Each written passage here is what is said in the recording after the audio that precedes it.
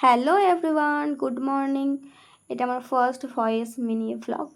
আর আমি সকাল সকাল উঠে পড়েছি।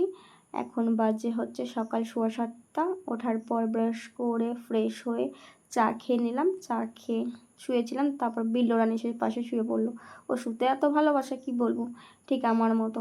যাই হোক, তারপর দেখছি ঢ্যাঁড়স গাছে ফুল এসছে। ওটা দেখতে গিয়ে দেখছি না, একটা ঢ্যাঁড়সও হয়েছে।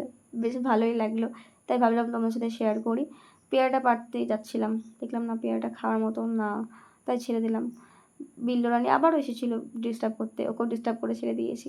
অনেকক্ষণ ল্যাদ খাওয়ার পর উঠে ভাবলাম না, যাই এবার স্নানটা করেই আসি। অনেক বেলা, তখন বাজে ঠিক 12টা। স্নান করে স্কিন কেয়ার করে নিজেকে দেখছিলাম, মানে স্কিনটা আর কি দেখছিলাম। মাঝে ভাত খেয়ে ঘুমিয়েছি। ঘুম থেকে উঠে এই যে আমি যাচ্ছিলাম পড়াতে। পড়াতে যাওয়ার সময় আকাশটা ঠিক এরকম হয়েছিল, এত ভালো লাগে কি বলবো। দুপুরের ঘুম দেখাতে ভাঙে না, কিন্তু এরকম ওয়েদার, এরকম মেঘ দেখে না ঘুমটা ভেঙে যায়, মুডটাও ফ্রেশ হয়ে যায়, ভালো লাগে আর কি।